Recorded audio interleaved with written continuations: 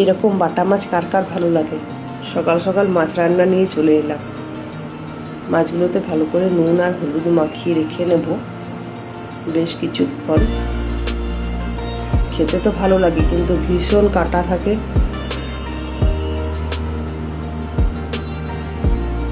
ওই জন্য একটু কমই হয় এটা। আর আমি তো বাড়িতে একাই মাছ খাই, আমি আর মেয়ে। ওই চারটেই আমাদের জন্য যথেষ্ট। নুন হলুদ মাখিয়ে রেখে দিলাম। এবারে একটা বাটিতে আমি নিচ্ছি কালো সর্ষে, সাদা সর্ষে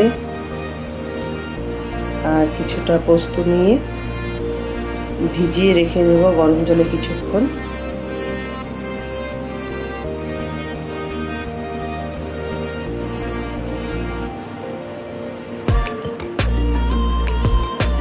এটাকে কিছুক্ষণ পর বেটে নেব, দুটো লঙ্কা দিয়ে বেটে নেব।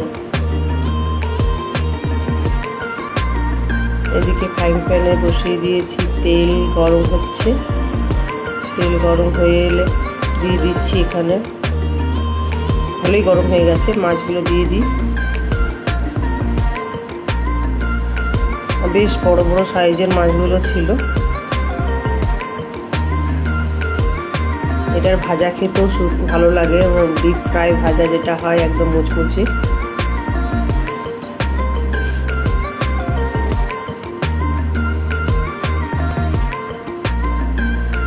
পিঠ ভালো করে ভেজে নিলাম। এবার একটা পরিষ্কার কড়াইয়ে সামান্য তেল নিয়ে গরম করতে দিয়ে দিয়েছি। এখানে পেঁয়াজ দিয়ে দেবো, দুটো ছোট ছোট পেঁয়াজ কেটে ওটার মধ্যে দিয়ে দিচ্ছি। পেঁয়াজ দিয়ে আজকে বানাবো, অনেকদিন পেঁয়াজ দিয়ে মাছটা বানাইনি। তো এবারে টমেটো দিয়ে দিচ্ছি। টমেটোর সঙ্গে একটু নুন দিয়ে দেবো যাতে টমেটোটা একটু তাড়াতাড়ি গলে যায়। আর হলুদও দিয়ে দেবো এখানে।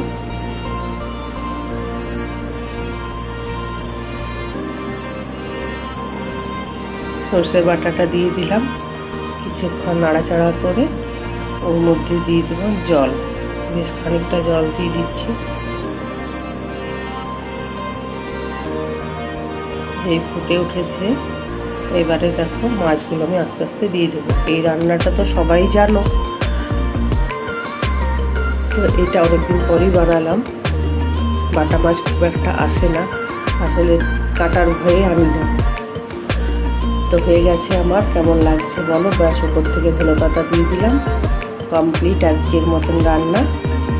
গরম গরম ভাতে জমে যাবে। Thank you, bye by.